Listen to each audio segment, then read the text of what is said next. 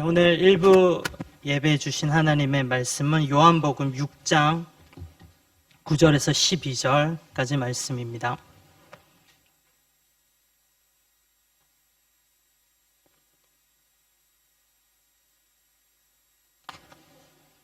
요한복음 6장 9절에서 12절까지의 말씀.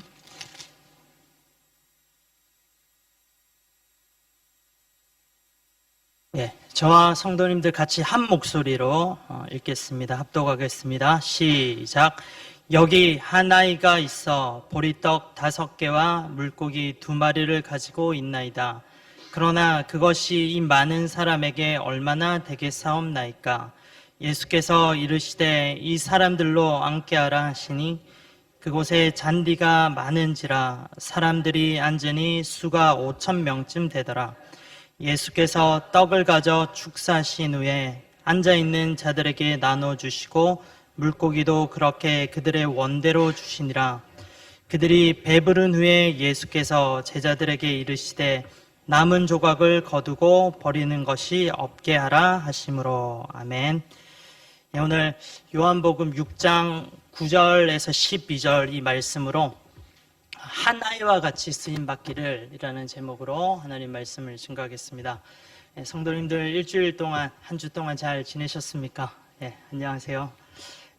이렇게 또 교회 건물에서 저희들 함께 예배 드릴 수 있다는 그 사실만으로도 너무나도 감사합니다. 그리고 또 함께 하시지는 못하지만 온라인으로 한 마음으로 또 예배 드리시고 계시는 성도님들도 너무 또 반갑고 또 보고 싶고 그렇습니다. 이 시간에 이 자리에 계시는 성도님들 또 온라인으로 예배 드리시는 모든 성도님들 한 마음으로 우리가 예수님을 또 주님을 찬양하면서 또 예배 드리러 이 자리에 왔는데요. 모든 이들 위해 한 성령에 주시는 큰 은혜가 넘치기를 기도합니다.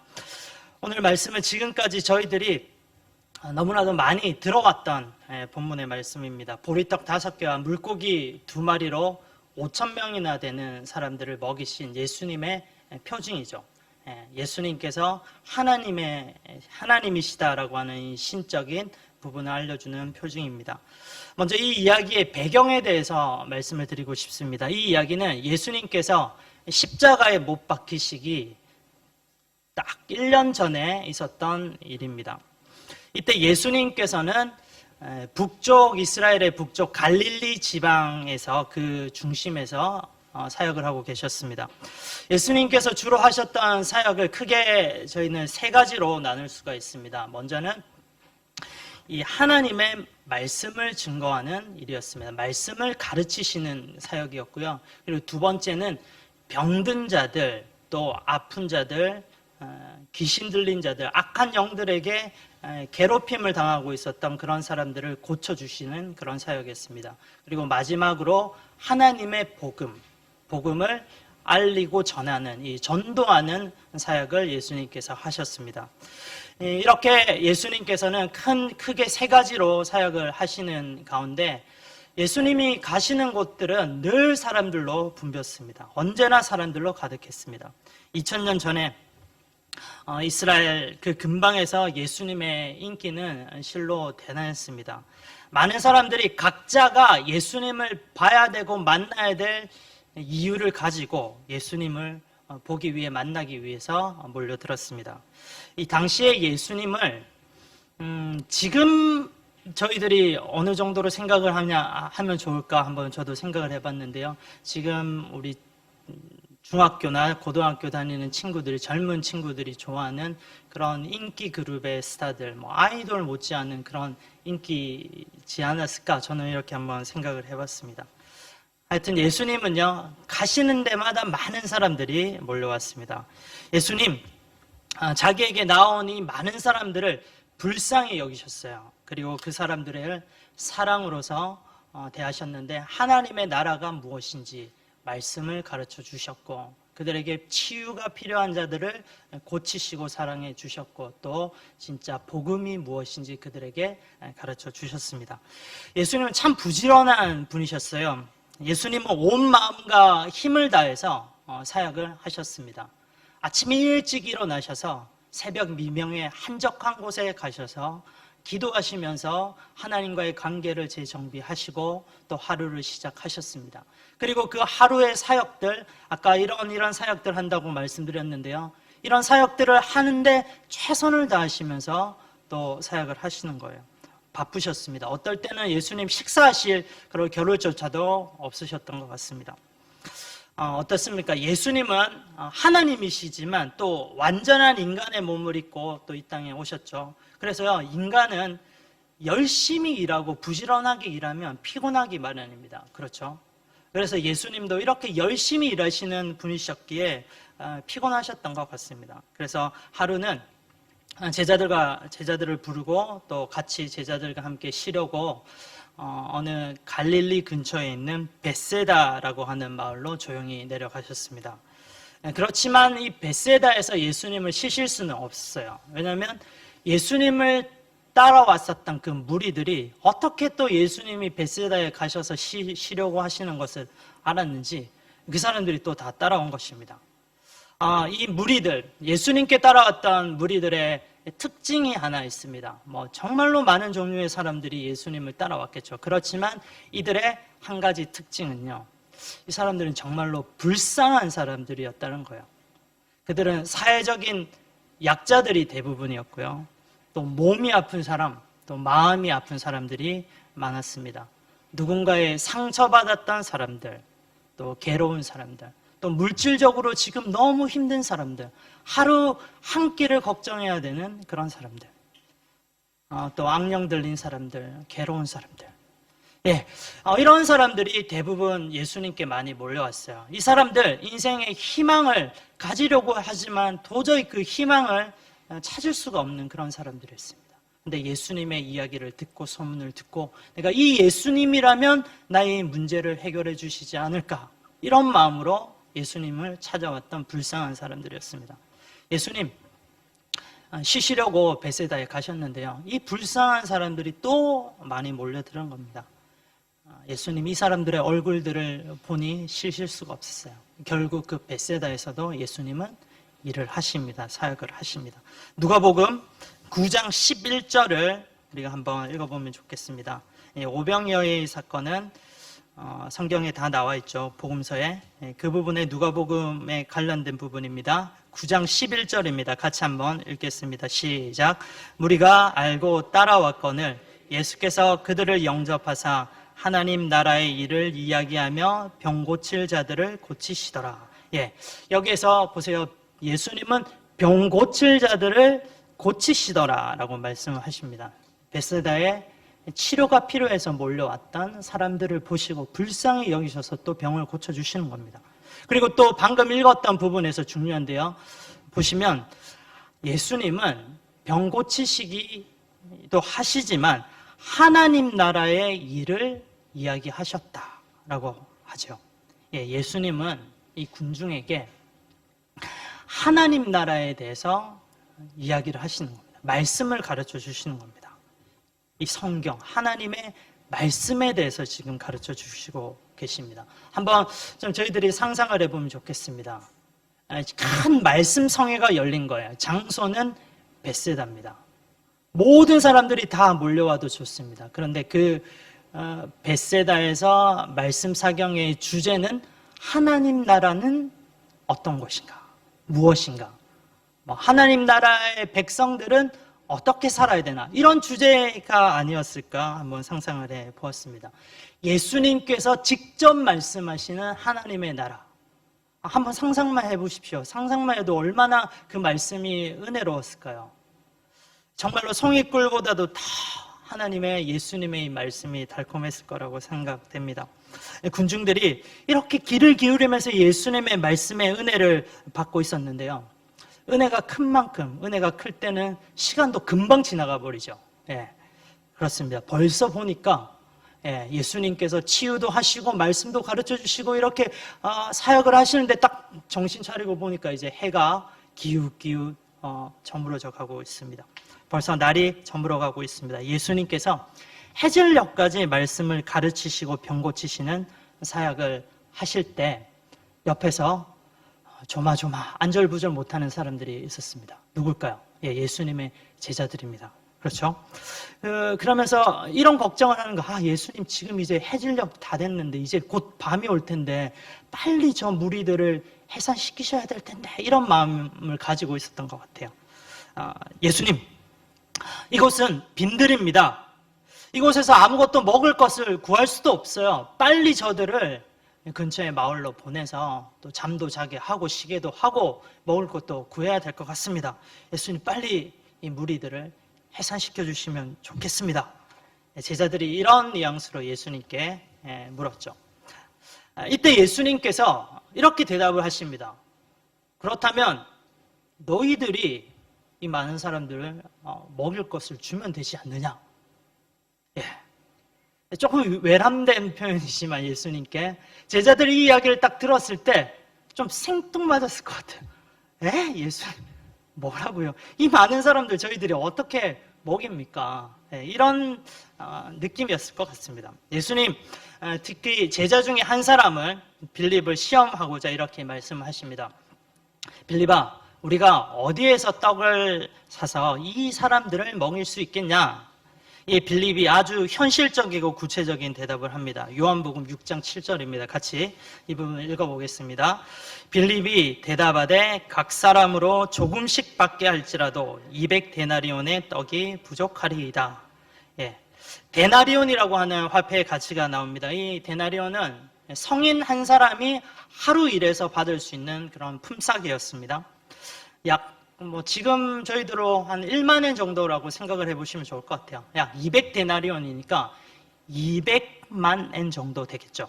200만 엔이면 100엔짜리 빵을 2만 개 살 수 있는 그런 돈입니다. 그러니까 그곳에는 남자만 5천 명이 모였으니까요. 아이들도 생각하고 또 부인도 따라오고 여자들까지 포함하면 약 2만 명 정도는 있었던 것 같아요. 그러니까 이 2만 명을 먹이려면 정말로 100엔짜리 빵 하나 나눠주더라도 200만 엔, 200데나리온이 필요합니다. 이것도 부족할 것 같아요. 예수님께 이렇게 이야기를 하는 거예요. 그래서 예수님께서 그래, 알겠다. 그건 그렇다면 우리에게는 먹을 것이 뭐가 있냐? 이렇게 또다시 질문을 하십니다. 요한복음 6장 9절입니다. 6장 9절. 이 부분도 함께 읽겠습니다. 자, 시작. 여기 한 아이가 있어 보리떡 5개와 물고기 2마리를 가지고 있나이다. 그러나 그것이 많은 사람에게 얼마나 되겠사옵나이까? 예수님께서 그래, 알겠다. 그렇다면 제자들에게 이렇게 명령을 하십니다. 너희들 지금 이 많은 2만 명의 사람들을 한 50명 정도로 조를 나눠서 이 풀밭 잔디에 앉히게 해라. 이렇게 명령을 하세요. 말씀하세요. 한번 상상해 보세요. 지금 이제 해질녘이에요. 이제 어두컴컴해지려고 하는데 제자들 참 바빴을 것 같아요. 이 많은 사람들을 대상으로 막 50명씩 무리를 또 만들어서 앉히게 하는 그런 일들을 하는 거예요. 특별히 저는 베드로가 생각이 났어요. 베드로가 막 이리저리 다니면서 큰 소리로 막 고함치면서 또 다혈질적인 그런 성격들도 나왔을 거예요. 아니 50명씩 앉으라고요. 그 사람 이쪽 와요, 이쪽. 여기 앉으라고. 제발 좀 앉으세요. 막 이런 느낌인 거예요. 이런 느낌으로 해서 50명씩 어떻게 해서 자리에 다 앉히셨습니다. 그때 이제 예수님께서 그 빵과 물고기를 가져오게 하시고 감사 기도하십니다. 식사 전에 하시는 축사 있잖아요. 이 감사 기도를 하시고 이제 제자들에게 명령하십니다. 이 빵과 물고기를 나누어 주어라. 하나님께서, 예수님께서 하나님의 능력으로 일을 하기 시작하십니다. 이 제자들이 참 신났을 것 같아요. 지금 막 몸은 힘들고 쉽지는 않은 사역이지만 이 많은 물고기와 빵들을 그곳에 모인 불쌍한 사람들에게 나눠주는 이 일이 얼마나 그들에게 신났을까요? 베드로와 모든 제자들이 이렇게 말했을 겁니다. 오카와리 자유해요. 오카와리. 여러분들 배고픈 사람들 있죠? 오늘 이 순간만은 마음껏 드세요. 배 터지게 드세요. 얼마나 기뻤을까? 그러면서 그곳에 모인 불쌍한 사람들이 정말로 오랜만에 배가 부르도록, 배가 터지도록 이 음식을 먹었을 거라고 생각합니다. 저는 이 장면을 묵상을 하면서 하나님의 나라에 대해서 묵상을 할 수가 있었습니다. 이 오병이어의 표징이 일어나는 그 현장을 한번 생각해 보십시오. 그곳에 모인 사람들, 그리고 그 시간, 그리고 그 분위기, 그리고 그 공기, 그리고 그 상황, 베세다 들녘, 그곳에 하나님 나라가 임한 것은 아닐까라고 묵상을 해 보았습니다. 50명씩 모인 사람들이 어떻게 이 빵을 먹으면서 그 시간을 보냈겠습니까? 한번 상상해 보시면 좋겠습니다. 서로 먹고 나누었을 거예요. 음식이 모자랄까 염려도 안 했을 겁니다. 평소에는 배고프고 불쌍한 내 존재이기 때문에 하나를 먹어도 100원짜리 하나 빵을 먹어도 늘 염려하면서 먹었어야 되는데 이 시간만은, 이 순간만은, 이곳에서만은 그런 걱정 안 했습니다. 그리고 어떤 사람들은 자기가 또 가지고 왔던 음식들이 있었겠죠. 그 음식을 이때다 싶어서 같이 나누었던 사람들도 있지 않았을까 생각을 해봅니다. 서로 맛있게 먹으면서요, 배부르게 먹으니까 배부르니까 또 입도 열리게 됩니다. 어떤 사람들은 이 50명 모여있는 그 무리 가운데서, 그 공동체 가운데서 뭐 노래를 부르는 사람도 있었을 것 같아요. 너무 좋으니까. 너무 오랜만에 이렇게 배불리 먹어보니까. 그리고 또 어떤 사람들은 웃으면서 이야기하고 내가 어제 있었던 이야기, 뭐 그제 있었던 말 이야기, 최근에 내가 받았던 뭐 좋았던 이야기, 감사했던 이야기, 그런 것들도 나누었을 것 같아요. 그리고 중요한 것은 그곳에 모여 있었던 50명의 사람들이 서로 아는 사람들도 있었겠지만 모르는 사람들도 있었겠지 않습니까? 서로 자기 소개들을 하고 또 이런 이야기들을 나누는 가운데 그들의 공통적으로 한 가지를 감사하면서 찬양을 하는데, 그것은 바로 예수님을 찬양하는 일 아니었을까요? 우리에게 이렇게 맛있게 먹게, 배부르게 먹게 하신 예수님, 역시 예수님이 하나님이셔. 와, 이 예수님 대단하시다. 진짜 놀라우신 분이시다. 우리의 모든 마음 다해서 이분을 우리가 따라갔으면 좋겠다. 찬양하는 그런 이야기들로 일색이지 않았을까요? 모르는 사람들이 모여있는 그 무리였지만 그 순간만은 이들은 예수님을 찬양하고 예수님께 영광을 올리는 데 있어서 하나된 마음을 가지고 있었을 것입니다.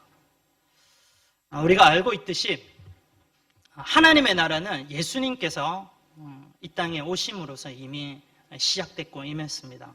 그렇습니다. 베세다의 그 빈들, 예수님을 최고로 찬양하며 예수님으로 인해 웃음과 감사와 기쁨이 넘쳤던 그 시간과 그 곳과 그 모임, 그곳이 바로 하나님의 나라가 임한 것이 아닐까요? 예수님께서는 낮 시간에 하루 종일 불쌍한 사람들을 치유하시면서 또 가르치셨죠. 근데 가르치신 내용이 뭐라고요? 하나님의 나라입니다. 오전에는 열심히, 낮에는 하나님의 나라가 이런 곳이다, 이 말씀을 가르치시고 저녁쯤 되니까 하나님의 나라를 내가 너희들에게 체험하게 해주고 싶구나. 그러면서 이 하나님 나라는 이렇게 기쁘고 찬양과 은혜가 넘치는 곳이다. 이런 부분으로 예수님께서 실제로 체험케 하시지 않았을까, 이렇게 묵상을 해 보았습니다. 예수님으로 인해 함께 나누고 함께 웃고 함께 찬양하고 함께 춤추는 곳, 너무나도 우리가 바라는 공동체, 하나님 나라가 임하는 공동체입니다. 우리가 지난주부터 우리 교회가 하나님께서 기뻐하시는 교회라고 하는 제목으로 계속해서 담임 목사님께서 말씀을 전하고 계십니다. 정말로 우리 교회가 이런 하나님의 나라가 임해서 하나님께서 기뻐하시는 공동체가 되면 좋겠습니다. 그리고 여러분들이 속해 있는 자체가 바로 이런 하나님의 나라가 임하고 하나님의 기쁨을 체험하는 그런 공동체 되기를 간절히 기도합니다. 그렇다면 하나님의 나라가 실현되는데요, 이렇게 귀한 하나님의 나라의 은혜의 맛을 맛보는데 쓰임받았던 한 사람을 여러분들에게 소개하고 싶습니다. 바로 한 아이에 대한 이야기입니다. 누구일까요? 이름도 알 수 없는 한 아이예요. 그가 예수님께 건넸던 보리떡 5개와 물고기 2마리. 예수님은 이 아이의 그 도시락이죠, 오벤토 도시락을 통해서 하나님 나라를 그 많은 사람들에게 맛보게 하는데 사용하셨습니다. 지금부터 이 소년에 대해서 또 한번 조금 상상력을 가지고 한번 생각을 해보고 싶습니다. 이 예수님께서 이 무리에게 가르치신 것이 뭐라고 말씀드렸죠? 네, 하나님의 나라입니다. 하나님의 나라.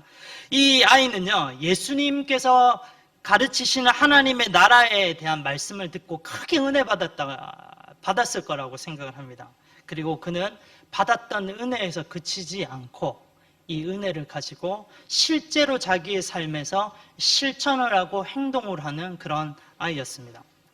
예수님께서 하나님 나라에 대해서 말씀을 하셨는데요.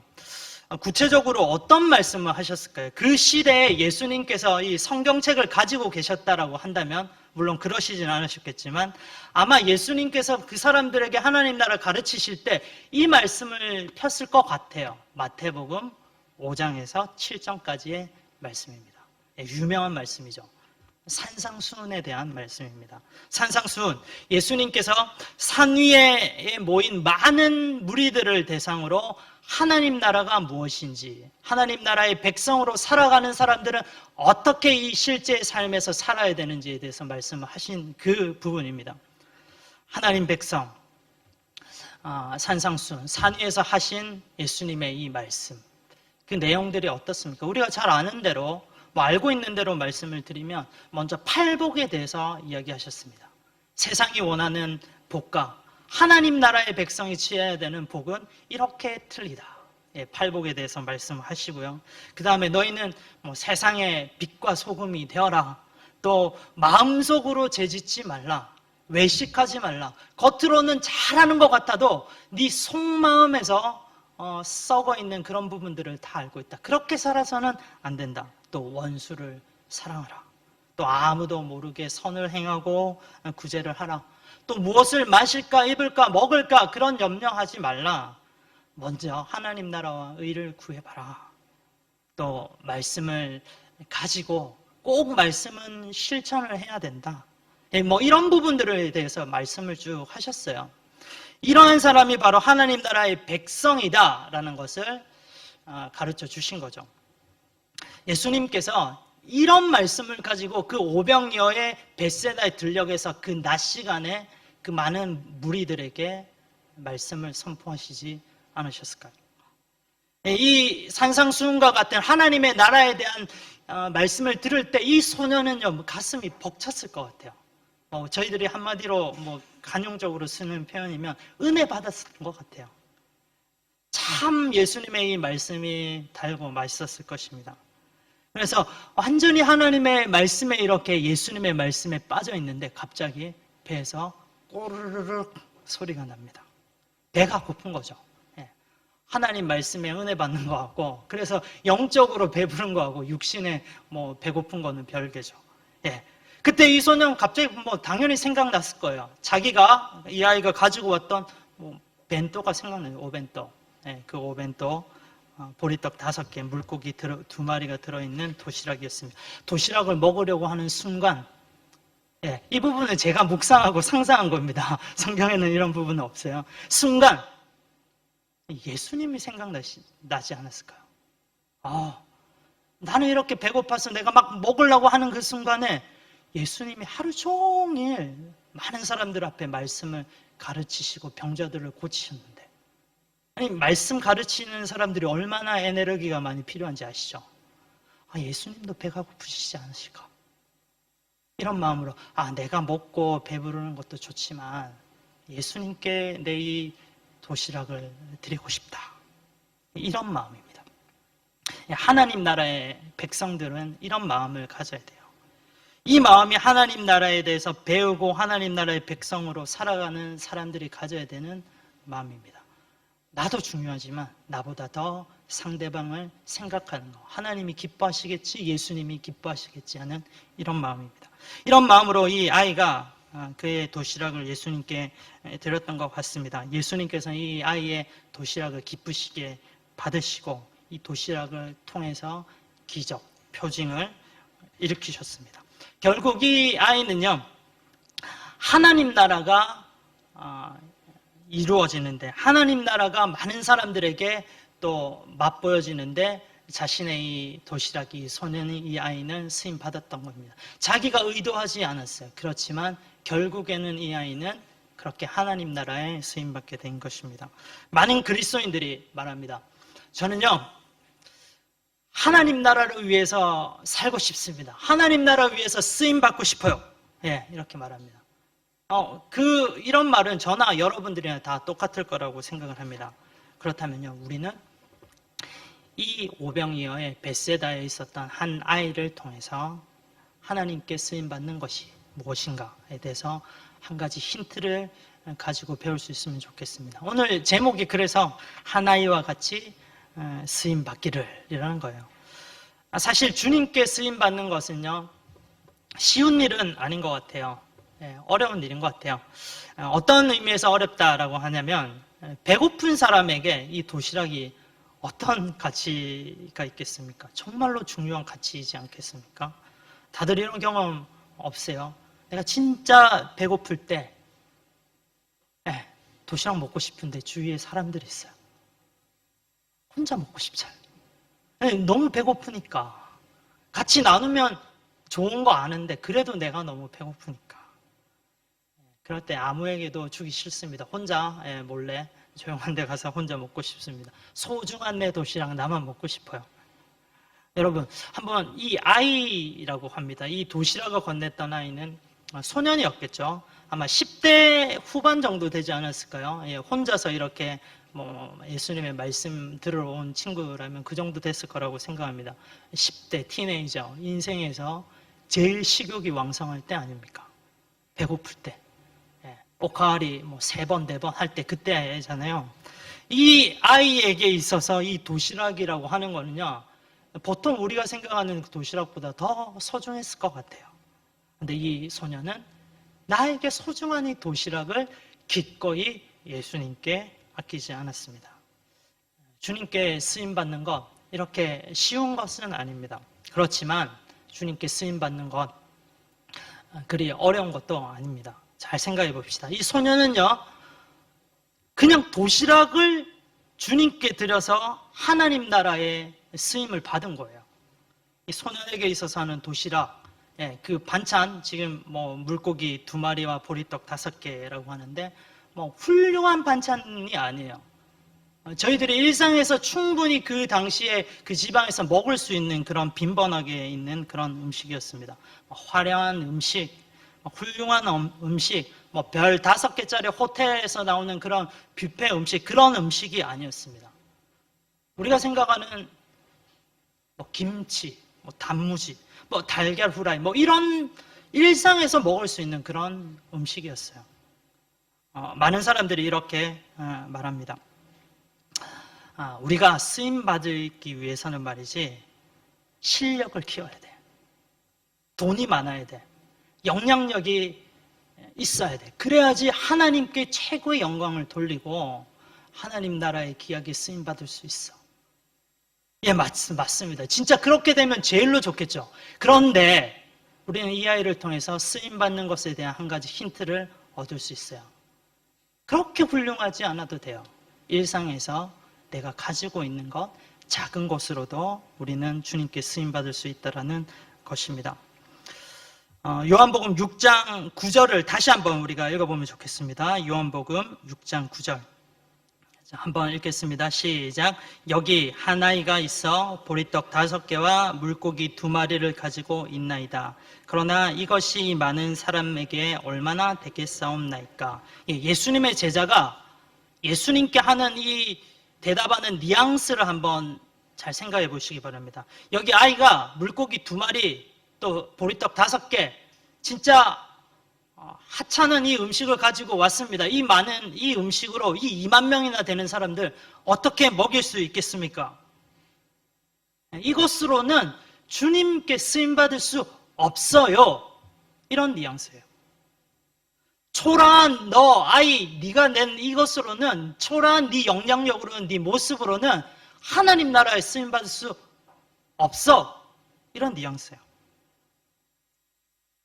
그런데 이 소년은 어떻습니까? 200데나리온은 내가 없더라도 그렇게 많은 돈은 없더라도 그렇게 훌륭한 음식을 살 수 있는 많은 영향력은 나는 없지만 그래도 이 아이는 자기가 가지고 있는 것을 냅니다. 결국 어떻게 됩니까? 예, 하나님 나라에 쓰임받죠. 유명한 우리 스포츠 선수들이 인터뷰를 할 때 금메달을 따거나 뭐 우승을 하거나 할 때 이런 인터뷰를 합니다. 모든 영광을 하나님께 올려드립니다. 축구 선수들도 골 넣고 나면 딱 무릎 꿇고 하나님께 영광 올려드립니다. 그 모습 보면 너무 좋아요. 그러면서 우리도 도전을 받죠. 그래, 바로 저 모습이야. 나도 저렇게 훌륭하게 결과를 만들어내고 영향력을 키워서 최고로 예수님께 하나님 나라에 쓰임받고 싶다. 영광 돌리고 싶다. 그래서 나는 열심히 공부해야 돼. 열심히 돈도 모으고 성공하고 유명해져서 그 영향력으로 주님께 쓰임받아야 되겠어. 그런데 어떻습니까? 이런 방법으로 쓰임받을 수 있습니다. 뭐 최고라고 말씀드렸죠. 제일 좋은 것 같아요. 이렇게 쓰임받으면. 그렇지만 꼭 이런 방법으로 우리는 주님께만 쓰임받는 것이 아닙니다. 우리는 일상에서 도시락 같은 작은 것으로도 주님께 충분히 쓰임받을 수 있습니다. 돈을 많이 벌어야 된다고 생각하십니까? 돈 많이 벌면 좋죠. 영향력이 있어서 너무 좋습니다. 주님 나라 위해서 쓰임받을 수 있어요. 많은 선교사님들 후원하고 뭐 교회의 어려운 부분들 다 귀하게 쓰임받을 수 있어요. 그런데요, 우리가 있는 작은 물질, 내가 지금 받고 있는 작은 이 급료로도 우리는 충분히 하나님께 쓰임받을 수 있습니다. 여러분에게 있어서 오늘 본문의 소년이 이 아이가 주님께 드렸던 도시락 같은 것은 무엇입니까? 여러분의 시간이 될 수도 있고요. 여러분의 잘하고 계시는 그런 은사가 될 수도 있고 아니면 진짜 물질이 될 수도 있고요. 한번 생각을 해보시면 좋겠습니다. 이번 한 주 꼭 한번 생각을 해보십시오. 이 아이가 자신의 일상의 도시락으로 주님께 쓰임받았습니다. 쓰임받는 것 어려운 것이 아닙니다. 내가 가지고 있는 일상의 것으로 나는 어떻게 주님께 하나님 나라에 쓰임받을 수 있을까?